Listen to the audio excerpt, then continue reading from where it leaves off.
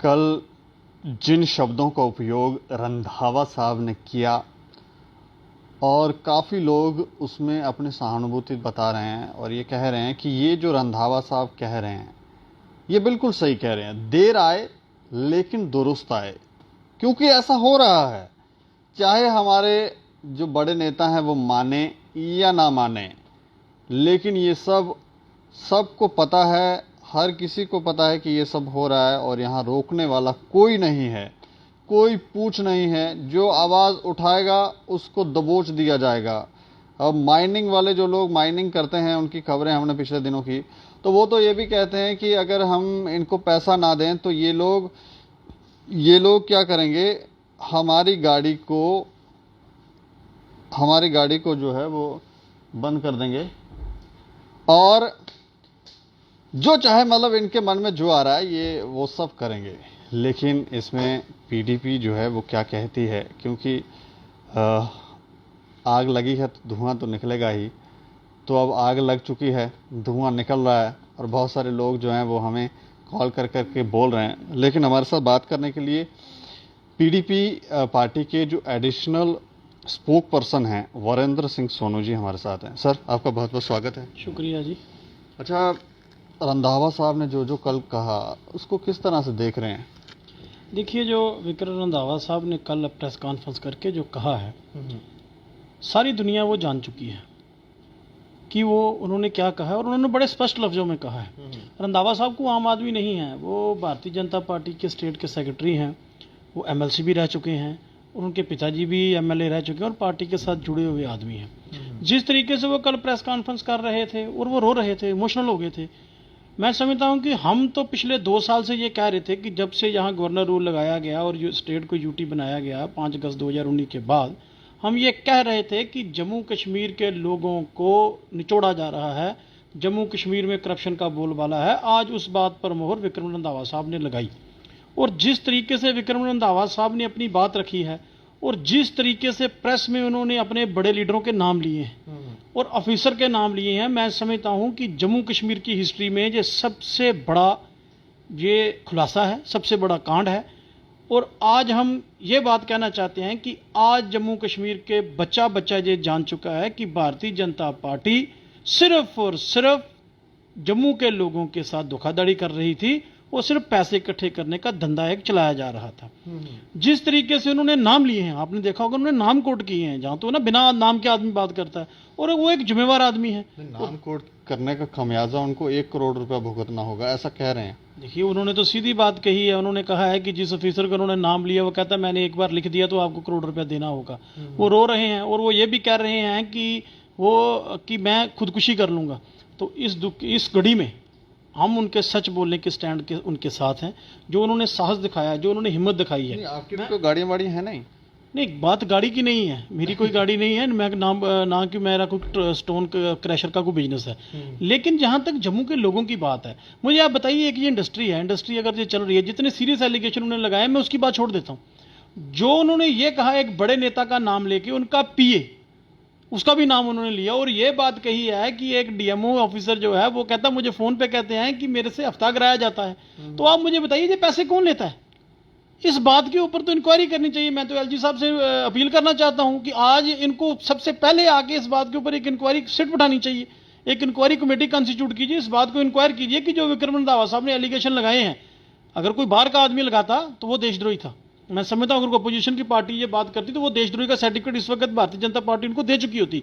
लेकिन आज उनके पूर्व एमएलसी, उनके पार्टी के स्टेट सेक्रेटरी और वो आदमी जो पार्टी के साथ जुड़ा, उनकी पूरी फैमिली पार्टी के साथ जुड़ी और पुराने लोग हैं, आज वो जो एलिगेशन लगा रहे हैं कि बीजेपी में बड़े नेता अपने पीए के जरिए पैसे इकट्ठे कर रहे हैं और जम्मू के लोगों का खून निचोड़ा जा रहा है। वो तो कहते हैं कि सिर्फ तारीफ सुनना चाहते हैं, वो इतना सुनना चाहते हैं कि आप सीएम बनेंगे, आप ही सीएम हैं। तो इतना सुनने के बाद वो आगे बात नहीं करते हैं।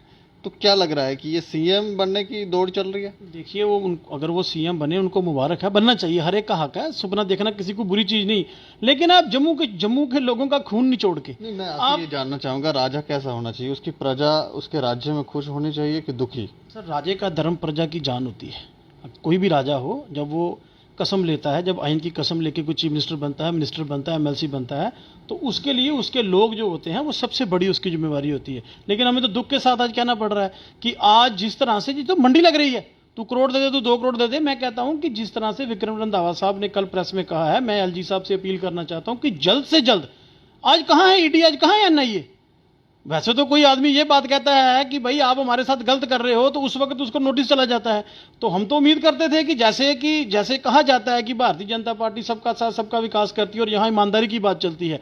अगर एक पूर्व एमएलसी ने, एक स्टेट सेक्रेटरी ने एक एलिगेशन लगाए हैं, तो मैं तो समझता हूं अभी तक तो इंक्वायरी कॉन्स्टिट्यूट हो जानी चाहिए थी, और कुछ नहीं तो ईडी या एनआईए का नोटिस अभी तक चला जाना चाहिए था किसी ना किसी को ना, बताइए इस पे क्या बात कर रहे हैं। और जिस तरीके से उन्होंने कहा है, उन्होंने कहा टॉप से लेके बॉटम हर ऑफिसर का उन्होंने नाम कोट किया है कि जो उनको महीना जाता है या हफ्ता जाता है। मैं आपको याद होगा आज से 1 महीना पहले आपने इंटरव्यू किया था, तो मैंने उसमें एक बात कही थी कि भाई ये जो माइनिंग के नाम पे जम्मू के लोगों को ठगा जा रहा है, जो 1000 की ट्राली 5000 की होगी, आप पता कीजिए वो 4000 कहां जाता है।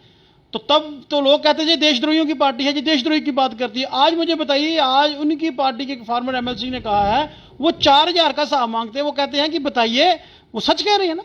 मैं तो कहता हूं वो सच कह रहे हैं, जो हम कह रहे थे आज उन्होंने मोर पे। और मैं इस बात की मुबारकबाद देता हूं विक्रम रंधावा साहब को कि उन्होंने जिंदा दिली का सबूत दिया, उन्होंने जम्मू के प्रति प्रेम का सबूत दिया। आज उन्होंने जम्मू के लोगों को, चाहे वो स्टोन से चलाते हैं वो अलग बात है, हर आदमी बिजनेस करता है, लेकिन आज उन्होंने इन लोगों को एक्सपोज किया और सामने फ्रंट पे आके उन्होंने कहा है कि मैं जो कह रहा हूं मैं सच कह रहा हूं।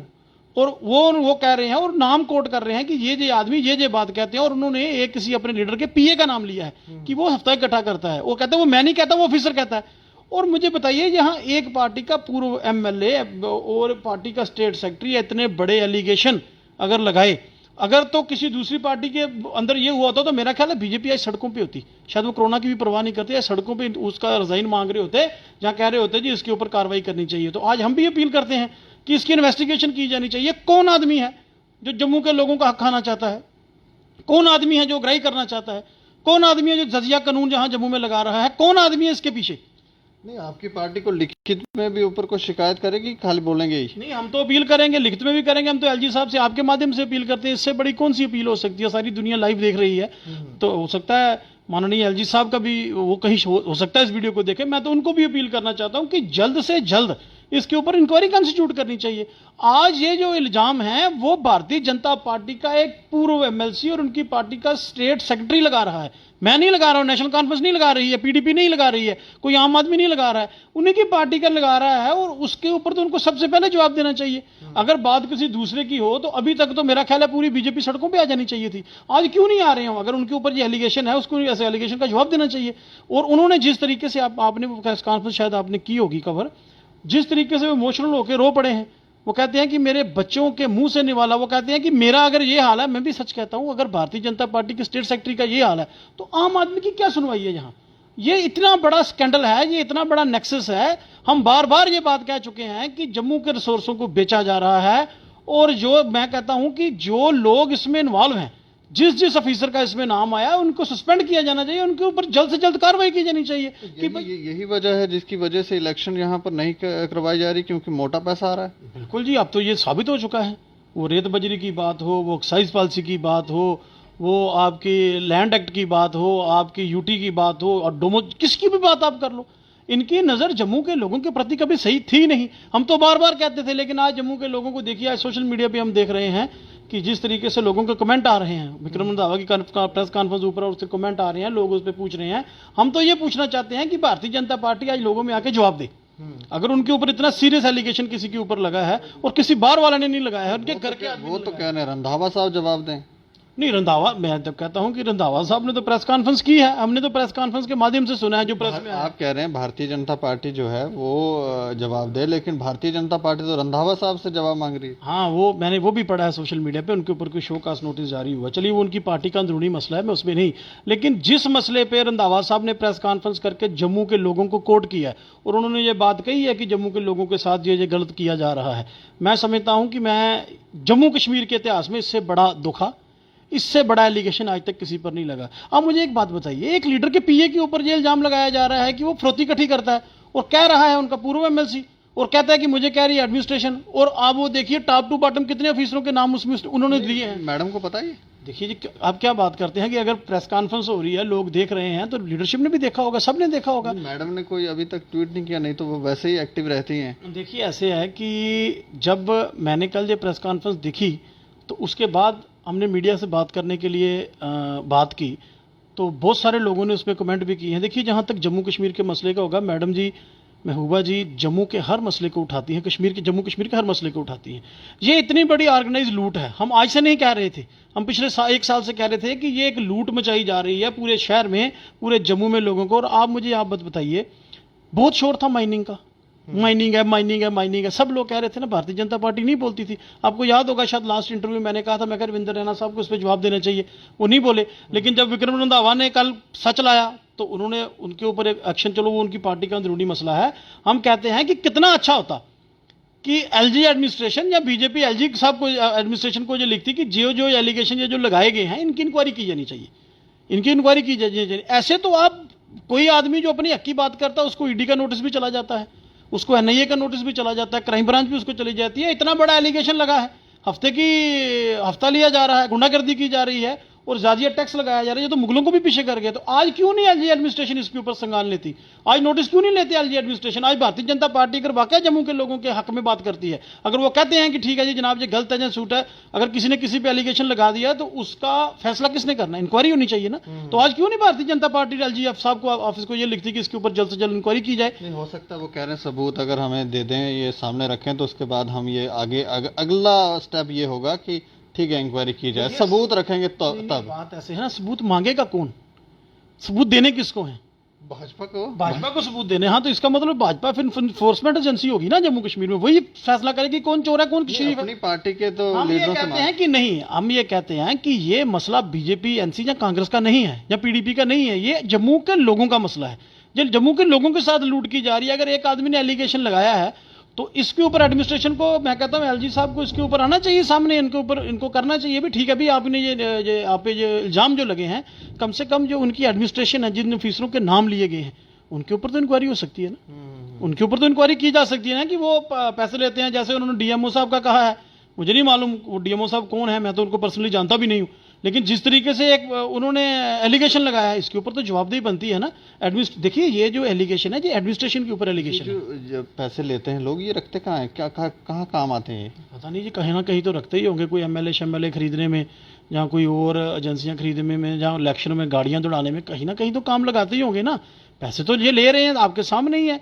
लोग कह रहे हैं, घर के लोग कह रहे हैं, अगर मेरे घर का कोई आदमी कहेगा, एलिगेशन लगाएगा, तो उसके ऊपर तो सीरियसली आपको सोचना पड़ेगा ना। हाँ, बाहर के लोग लगाएं तो कहते हैं जी ये पॉलिटिकल राइवलरी है, इसके ऊपर एलिगेशन लग रहा है। लेकिन एक भारतीय जनता पार्टी का सीनियर लीडर, इसके एक जो एलिगेशन जो लग रहा है, मैं समझता हूं कि ये आज उन्होंने देर आए दुरुस्त आए वाली बात है।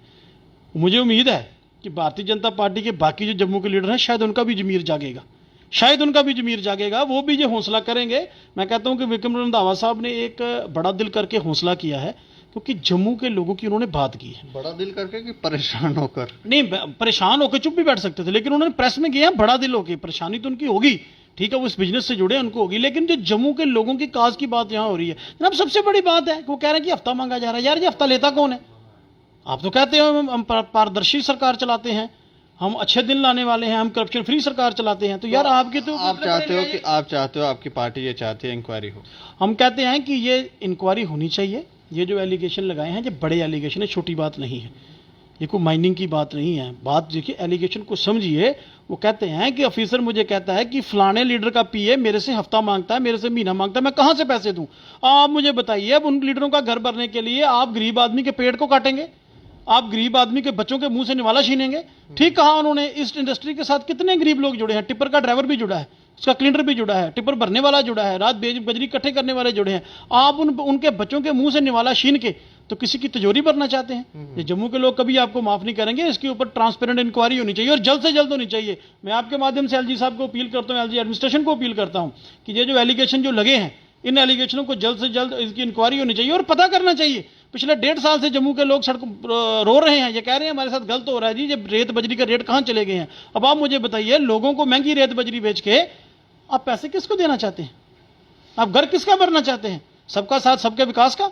तो ये बात तो आपको एलिगेशन जो है वो प्रूव करना, वो आपको एलिगेशन के ऊपर इंक्वायरी करनी पड़ेगी। अगर वो ये बात कह रहे हैं तो वो क्यों कह रहे हैं, अगर इसमें सच कौन है, अगर उनकी बात में सच है तो दोषी लोगों के खिलाफ कार्रवाई करनी चाहिए। चलिए, शुक्रिया सर हमसे बातचीत करने के लिए। तो दोषी लोगों के खिलाफ कार्रवाई जो है वो होनी चाहिए, लेकिन पिछले कुछ समय से जब से धारा 370 हटी है, हाहाकार मची हुई है, यहाँ पर लूट रहे हैं लोगों को और कोई सुनवाई भी नहीं है। अगर सुनवाई ही नहीं होगी तो फिर क्या फ़ायदा है उस पार्टी का जिसको लोगों ने वोट देकर सत्ता में लाया था। इंक्वायरी तो हम भी कहेंगे कि इंक्वायरी जो है वो होनी चाहिए और जल्द से जल्द होनी चाहिए। बाकी आप देखते रहें दैनिक सवेरा समाचार। मुझे और मेरे सहयोगी अरुण डोगरा को दें इजाज़त। नमस्कार।